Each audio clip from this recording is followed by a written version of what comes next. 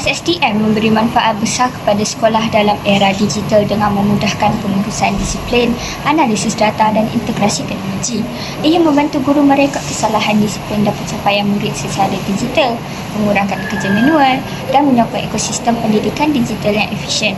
Mari kita tonton video yang akan dilakonkan oleh kru TV PSS SMK Abri. Kita dah dapat 20 minit ni. Masuklah, malah ya pilih jam sangat. Ya. Kau kan dulu. Ya. Ada lagi kawan kamu lagi orang? Tak, ya. Orang lain. Hey. Ha? Baru sampai? Kamu berdua ni pada mana ni? Ronda. Sekarang pukul berapa dah?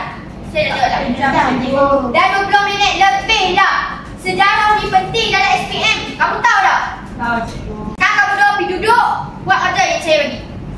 Duduk sekarang. Nama kamu berdua, saya nak masukkan dalam SSTM. Salam. Nama penuh. Cikgu salam. Bisa je.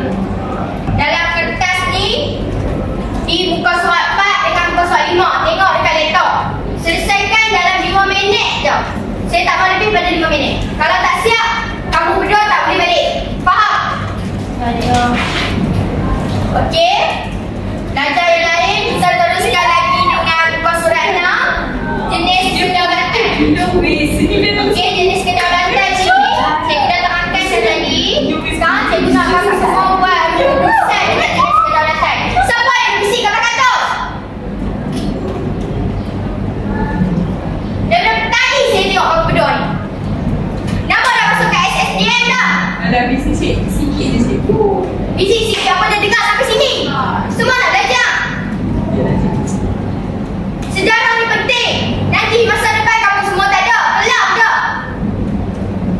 Benek, siap expert.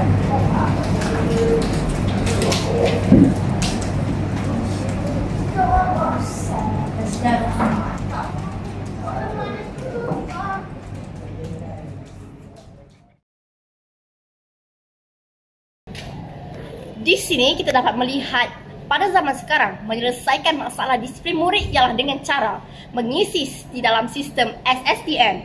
Bagaimana pula dengan zaman dahulu? Mari kita lihat. Leha? Kamu ni dari tadi tidur saja. Cubalah siapkan kerja yang cikgu bagi. Maafkan saya, cikgu. Saya tertidur. Kamu ni Leha, sudah banyak kali saya lihat kamu tidur dalam kelas saya. Sekarang saya nak bawa kamu ke bilik disiplin. Mari ikut saya.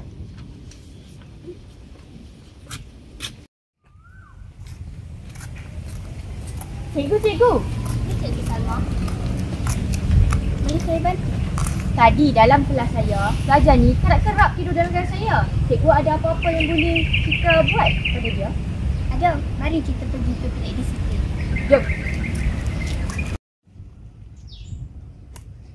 Maafkan saya, cikgu. Saya janji takkan ulang lagi.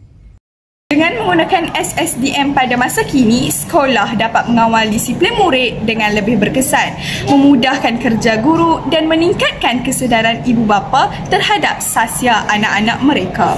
Pada zaman dahulu, apabila tiada sistem SSDM, sekolah mengambil tindakan terhadap pelajar yang bermasalah dengan merotan sebagai cara untuk mendisiplinkan pelajar.